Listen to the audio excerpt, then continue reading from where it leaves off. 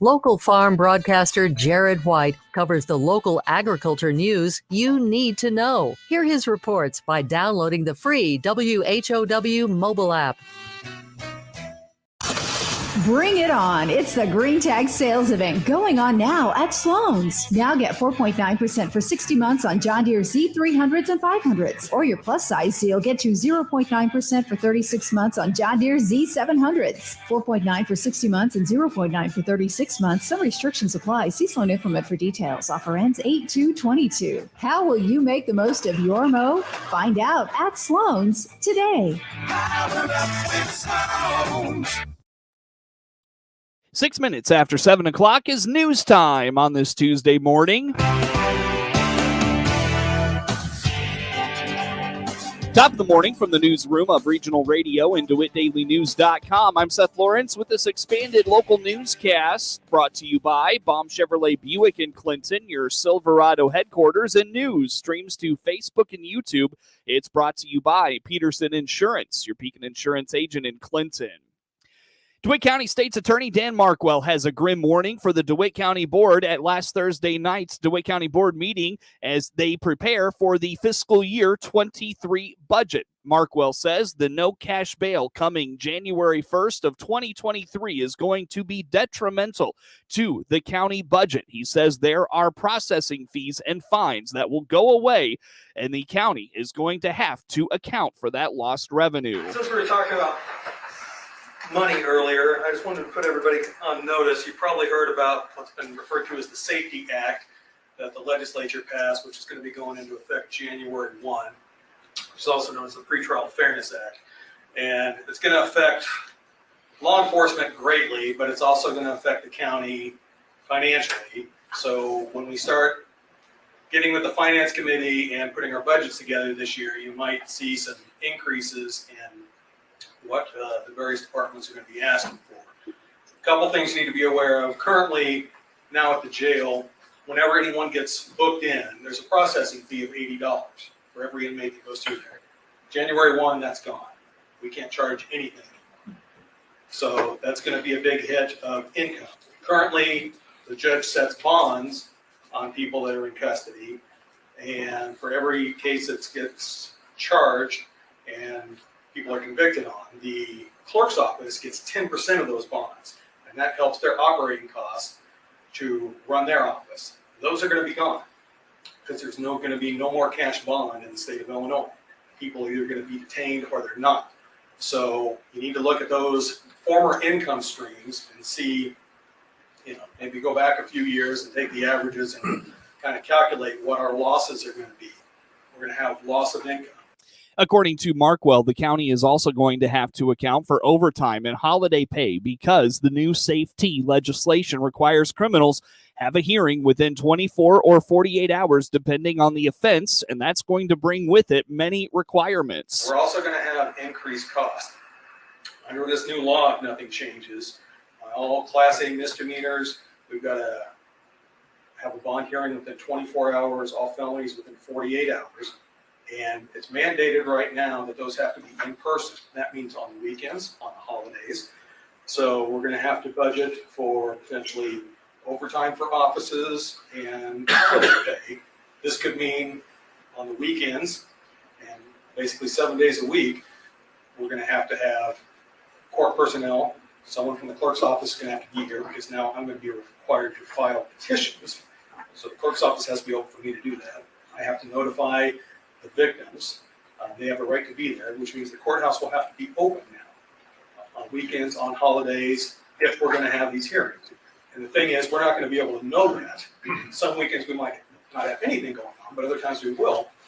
So the department heads are going to have to figure out, are we going to have full-time people, are we going to have people on call, how we're going to end up doing this. But because victims will have a right to be here, courthouse has to be open, we'll have to have security, we're going to have a clerk, a defender will have to be here, we're going to have to bring in, for all felonies, we'll have to bring in court reporters. And we don't have any in the county. This could be a very costly thing. We don't know what it's going to be yet. Mike and I and the other department heads were discussing this, and as we get closer to the new year, hopefully we'll have some more concrete answers on how this is going to work. But I just want to put everybody on notice these are some of the changes that are coming. According to DeWitt County Sheriff Mike Walker, the elimination of the booking fee is going to impact his department's ability to purchase new vehicles. Additionally, they will likely need to explore options on how to cover security for the courthouse when it opens on weekends and holidays. Well, hopefully the Sheriff's Association, the Illinois Association of Chief Police, the Chicago FOP Lodge, State FOP, they've been working together. They tried to stop the Safety Act, and if you weren't following it, it was a 700-page, close to 700-page bill that was presented to legislators at like 2 or 3 in the morning. It was passed in the dark of night. The Democrats don't like for you to say that, but that's what happened. The thing that frustrated law enforcement is they've been in talks about this Safety Act for quite a while. LG Sims is pretty much the one who wrote it. They did all this without any input from those organizations, the Sheriff's Association, the Chiefs of Police. So, people who have no experience in law enforcement, never spent a minute in a squad car or arrested anybody. So the way it's going to affect my office, court security, all those guys are part-time retired employees. They're probably not going to be here on Saturday or Sunday, unless we, increase the pay or something like that. We could possibly use correctional officers to cover that. It all depends on how busy we are. The $80 booking fee, we started that a number of years ago. That goes into our police vehicle fund. So the people who are giving rides to the jail are actually helping pay for that ride. And when that goes away, then I think we budgeted $30,000 out of that fund this year. Yeah. So we're gonna have to come up with another $30,000 to try to buy a squad car. Now we've been buying 2 every year. We got a really good fleet. We'll see what happens. But like Dan said, it's going to be hard to plan a budget that goes into effect on December 1, not knowing what's going to happen January 1, because there still is the veto session. Hopefully some of these people come to their senses, and hopefully the election turns out whether we change some things, but some of these people get a wake-up call that maybe they're not as popular as they like to think they are because they support this. The county is underway in its budget process for the budget year that begins on December 1. If you've been hearing about the momentum with Macon County CASA in DeWitt County and have been contemplating getting involved, a morning meeting today is a chance to get to know more in person on the WHOW Morning Show Monday. Executive Director Julia Livingston told Regional Radio the agency is hosting an event this morning from 9 to 11 a.m. at Coffee Corner in Clinton to get to know more about volunteering. We're so excited to hold the event right here in Clinton, Illinois. So we're going to have a CASA with coffee event, sort of like an open house. It's a chance for you to come have coffee with us. We'll actually have a tray of some, pastries and goodies. Mm-hmm. And we want you to chat with us about what we do at CASA, just a chance and opportunity to, educate and also help you understand why we continue to need the community's help in different ways. Just a conversation, we'd love to give information. And again, the more people that we can get in front of and talk to, it may not be you personally that may be the best fit for a CASA advocate, but someone might have that 8 to 10 hours a month to donate of their time to care about a local child's story. According to Livingston, being a court-appointed special advocate, or CASA, is how people associate being active in the organization. But this morning, she'll be highlighting the many other ways you can support them. So we would love the chance to meet. We'll have some of our employees, and we'll also have some current DeWitt County advocates who are joining us, which I think is another great opportunity. I can sell you all I want to, but ultimately I am a CASA employee. And so there's something that's different about one of your community members who's saying, look, I give my time in this way, and this is the value I'm already seeing. We utilize those experiences a lot. They can directly speak to and answer, hey, as a mom of so many kids and as a working parent, how do you fit this into your life? And that person can directly answer that. Again, the information meet and greet is this morning from 9 to 11 a.m. at Coffee Corner in Clinton. Learn more about Macon County CASA by finding them on Facebook or visiting maconcountycasa.org.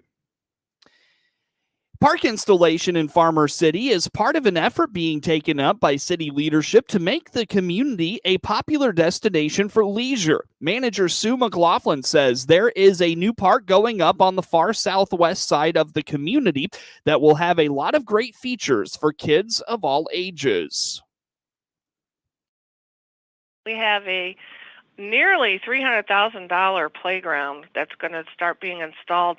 That is located out in front of Prairie Ridge Subdivision, which is on the far southwest side of town off of Route 54. And it's been sitting there, and I know residents have been a little bit impatient waiting for it to get installed. Just like everything else in this economy, we've been waiting for workers to be available. And so that's going to have two large features, one for kids, like toddlers to about 5 or 7 years old, and then a bigger feature for kids over 5 to 7. And it's also going to have some swings and a cool feature, a tire swing. I don't know if you've seen that, where it's a standalone and it's got a great big tire swing in the middle of it. Mm-hmm. And you can load up with your friends and swing around just like you would do, out on a farm. McLaughlin explains the park was paid for with funds from a TIF fund, and the city is looking to build around their quality park systems they have in the community by giving people a reason to come and spend time in Farmer City. This actually was paid for by TIF funds. That's tax increment financing. That area is in a TIF. It's been in a TIF for 20 years. And so since it was contemplated as part of the creation of the TIF, we were able to use TIF funds then to fund it. Yeah, that's our goal. It's funny that you bring it up, because one of our goals is that we feel that we are a recreation hub in this area. I mean, when you think about the things that we have to offer, everything from the Farmer City Raceway to the BMX track, to the baseball fields, to the skate park, to the pool, the other parks, and then Liquid Edge nearby, Clinton Lake nearby. We really are a great recreational hub, and that's what we're trying to build on. I'm sure you've heard the term quality of life. Mm-hmm. So that's something that we're trying to build to, bring people to come and live here and visit here because of the great things that we have to offer. Because then when they come, maybe they shop, maybe they'll have a meal, and that's what we're trying to build on. McLaughlin indicates the city council is taking up improvements to the downtown portion of Farmer City, extending sidewalks that will connect folks to different parts of the community. She encourages residents to walk around the area and also follow them on Facebook. It is 18 minutes after the hour here on this Tuesday morning. News is brought to you by Baum Chevrolet Buick in Clinton, your Silverado headquarters, and the morning show streams to Facebook and YouTube. It's brought to you by Peterson Insurance, your Pekin Insurance agent in Clinton. We've got more to come here on the WHOW morning show. Having a hard time finding the correct new car, truck, SUV, or crossover to fit your needs? This is Scott Baum from Baum Chevrolet Buick here in Clinton. Some lots look low on inventory, so go to our website, look at our pre-order and reserve tab. You'll see inventory in transit, which are built and on their way to Clinton, and in production, new Chevys and Buicks, which are being built and will arrive soon. Or you can always call our sales team. They can help you find the correct one just for you. BaumChevyBuick.com, right from the start. 19 minutes after the hour here on this Tuesday morning. Again, I'm Seth Lawrence with you folks today for this expanded local newscast. Should have mentioned this before we went to break. The city of Clinton has issued a boil order for the area from Walgreens to Edgewood on Mulberry Street and the east-west section of Cedar Drive. That would be 89 Cedar Drive to 110 Cedar Drive. Any questions can be directed to the water department during business hours at 217-935-3432. Here's the latest outlook at the Illinois crop. Rain was down and temperatures were up this past week. Crop statistician Mark Schleusner has a rundown of the state's corn crop. 81% of corn acres are now silking in Illinois. That compares to 89% 1 year ago and 80% for the 5-year average. 17% of corn acres have reached the dough stage. The condition of the Illinois corn crop was reported as 12% very poor to poor, 17% fair, and 71% good to excellent. 55% of soybeans are blooming. 20% are setting pods. 61% of the soybean crop is rated in good to excellent condition. Soybeans are now blooming on 55% of acres compared to 75% last year and 69% normally. 20% of acres are setting pods. Soybean conditions were rated 9% very poor to poor, 30% fair, and 61% good to excellent. 87% of the second cutting of alfalfa hay is complete. Average statewide topsoil moisture is rated at 16% very short, 19% short, 60% adequate, and 5% surplus. Western Illinois Congresswoman Sherry Bustos and the Subcommittee on General Farm Commodities and Risk Management last week talked crop insurance and the 2023 Farm Bill and heard from National Corn Growers Association First Vice President Tom Hogg of Minnesota. It's basically the only safety net that we have. And what's so nice about crop insurance, everybody can adjust to where they really feel they need to be for what percentages you want to cover your crops. And that's a big plus. And, and there's a few other things out there that I've also mentioned. There's the state of Illinois corn growers were very adamant of getting this changed in the last farm bill about having counties, if you farm in two different counties, where you can have the same payment going through, so you can have all your units in a unit in the two counties instead of having to separate them. And that's a big plus. And I mentioned that when we're talking. And also there is for farmers that split application of nitrogen, that they can get maybe some cheaper rates. So I hit all those keys. So that was a major thing. And the people that were there to subcommittee, they're all friendly towards ag, but you always still need to be reminded of how important crop insurance is to the corn farmers. The Subcommittee on General Farm Commodities and Risk Management falls under the umbrella of the House Ag Committee, which includes Illinois congressional members Rodney Davis, Mary Miller, and Bobby Rush, along with Bustos. Sales of adult-use cannabis in Illinois jumped by 50% in the last fiscal year. Recreational marijuana sales climbed to $1.5 billion in fiscal year 22, generating major sales tax revenue for the state, says Illinois Department of Revenue spokesperson Mara Kowanaki. A record-breaking $445 million in tax revenue was collected from adult-use cannabis in fiscal year 2022, which was a 50% increase. Under Illinois law, 25% of sales tax revenue from cannabis sales is set aside for communities that are struggling or have been disproportionately affected by past drug laws. So far, the state has awarded more than $113 million in grants to such areas. The state has awarded $113 million in grants using funds generated from the taxes on adult use cannabis to support and invest in underserved communities throughout the state. Kowanaki adds the sales tax revenue has also been good for local governments, which received disbursements totaling over $146 million. The Illinois State Police is joining enforcement officers from 5 other states for Wednesday's Speed Awareness Day. The campaign is an effort to focus on the drastic increase in speeders during the pandemic. State Police Trooper Elizabeth Klossing says drivers can expect to see a heavy police presence that day. Ultimately, we want voluntary compliance. We're asking drivers to follow the posted speed limit just to help us. We don't want to write speeding tickets, but we are going to focus on drivers who are not following the speed limit, and we are going to have a conversation about that. The day is designed to draw attention to the dangers of speeding, says Trooper Klossing. Soybeans are now It's one of the leading causes of crashes and certainly leads to more significant injuries and sometimes even death. The state police say speeding is a factor in about 1/3 of all motor vehicle fatalities. Gas prices have dropped significantly over the past 6 weeks. While it gives consumers a break at the pump, the news isn't necessarily great, says Gas Buddies Patrick Dehan. Figures will be coming out that could change directions in where we go in gas prices. And keep in mind, we're in the midst of hurricane season. Any major storms taking aim for the Gulf of Mexico could also push prices up. So the next chapter is a little bit unknown.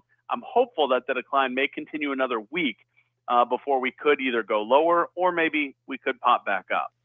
High gas prices can be blamed on many factors, including COVID, the war in Ukraine, and inflation, among many others. Passenger rail service doesn't connect Peoria to Chicago yet. The city and IDOT commissioned a study to highlight the impact the route could have on the city and other stops along the way. Former Congressman and Secretary of Transportation Ray LaHood says the study shows ridership will be strong and the federal government should get behind it. This project cannot be done unless we get the attention and the acceptance of the federal government. And I think we're well positioned because of the good study that was done, because of the support of the community in terms of what they've said about their willingness to ride the train. The study indicated on average 600 riders a day would take Amtrak along the route. The new service would have to get right-of-way on existing freight train tracks and billions of dollars in additional government spending. HBT Financial Monday reported second quarter net incomes of $14.1 million. The Bloomington-based bank says it had earnings of 49 cents per share. Earnings adjusted for non-recurring gains came to 48 cents per share. The results beat Wall Street expectations. The average estimate of 4 analysts surveyed by Zacks Investment Research was for earnings of 43 cents per share. The bank holding company posted revenue of $44.3 billion in the period. Its revenue net of interest expense was $42.9 million, which also exceeded street forecasts. 3 analysts surveyed by Zacks expected $42.1 million. Like other aspects, the ag sector, in the ag sector, the seed industry is also taking steps to increase education of and preventions against cybersecurity and biosecurity threats. Rod Bain has this report. Increased threats of both cybersecurity and biosecurity in the agriculture sector. That has been a trend of recent months.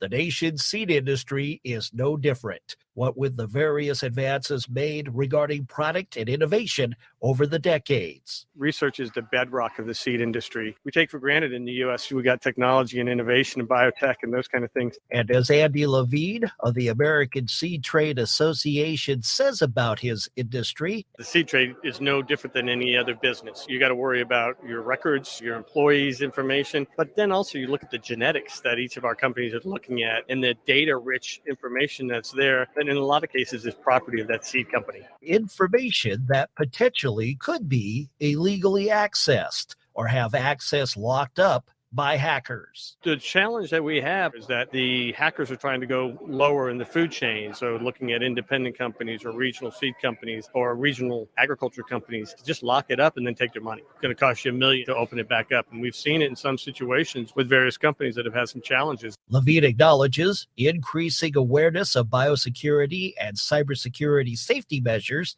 is, of course, essential to prevent such attacks. Yet he adds that for the seed industry, the specific measures taken depends on the location and logistics of a specific seed company or facility. A lot of them are looking at more security, cameras and things like that, trying not to be completely closed because you want to be inviting and encourage the farmers to come in and visit, but you also have to be aware that things are changing. The American Seed Trade Association's role in cybersecurity and biosecurity education includes virtual seminars and sessions at leadership events, with emphasis on where vulnerabilities may be and steps needed to address them. We're making sure that everybody's aware of it because we don't think anybody is safe from this, so you need to just be aware. I'm Rod Bain reporting for the U.S. Department of Agriculture in Washington, D.C. 29 minutes after the hour here on this Tuesday morning. Coverage of the morning show streams to Facebook and YouTube. It's brought to you by Peterson Insurance, your Pekin Insurance agent in Clinton. News brought to you by Baum Chevrolet Buick in Clinton, your Silverado headquarters. Get the latest in local news anytime from your computer or mobile device at DeWittDailyNews.com.